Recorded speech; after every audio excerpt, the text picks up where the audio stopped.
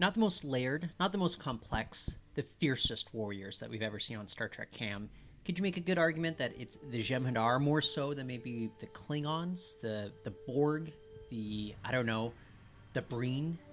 I was thinking Cybox followers. Oh, yes. If I'm ever afraid of a unicorn, it's going to be amongst those people living on Nimbus 3, I think. Well, I think within the context of Star Trek, I think probably the Jem'Hadar were portrayed the best in terms of being a fearsome fighting force. Like, there wasn't much of a culture to them, because the thing is, like, with regards to the Klingons, you're like, okay, yeah, they're strong warriors, but I could picture myself being a Klingon, you know, having some blood wine, some merry old times, feasting on food, but I could never put myself in the shoes of being a Jem'Hadar soldier. It's not a life I'd want to live. Hugs, not drugs. Yeah, thank you very much. But look, they're drug-addicted aliens. They're bred genetically as killing machines. Every single episode that we discovered more about them, I was even more fearful of what they were like. Yeah. I think To the Death, that Deep Space Nine episode, was kind of a great showcase for just how scary they are as a species.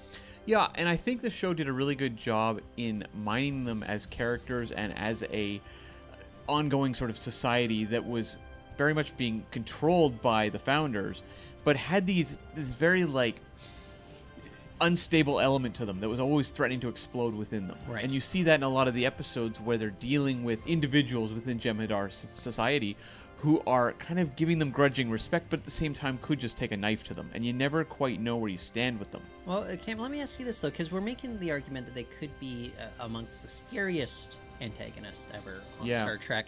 But let's think about an episode like In Purgatory's Shadow and By Inferno's Light, in which Worf goes toe-to-toe with them nonstop. There's that ultimate death match going on.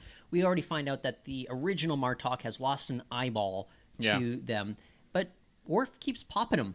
He keeps killing them. Does that mean that, you know, his Klingon warrior training is just that more proficient than what the Jem'Hadar are able to do? I have a problem with the Klingons.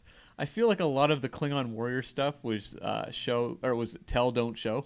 Okay. We heard all the time about how amazing the Klingons were. Yeah. But when you actually saw Worf, say, on the holodeck fighting characters, you watched the martial arts techniques, or when you saw him fighting Gowron, you're like, well, I mean, okay. But I actually think this two-parter showcased what we've heard about Klingons all along, which is that they are incredibly fierce fighters. And when you line up a bunch of Jem'Hadar against, you know, one man, Worf in this case, like, he is going to put up one hell of a fight, and you can see how they view him as a challenge.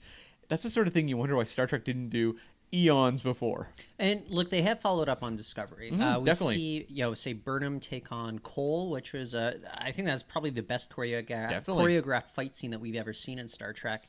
But again, then you also look at Star Trek Into Darkness, where they're all wiped out by Khan. Yeah, exactly. Well, he is, you know, a super, you know, powered being.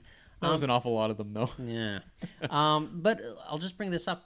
Okay, Cole, fearsome warrior, but he's also, you know, beat up by, you know, human Burnham. So she may have her Vulcan martial arts training as well. She also had the agility on him. He's a pretty big hulking guy. Yeah, it's kind of like taking on a you know, football player or something. You can probably knock him over a little bit easier. Yes, I can. Yeah.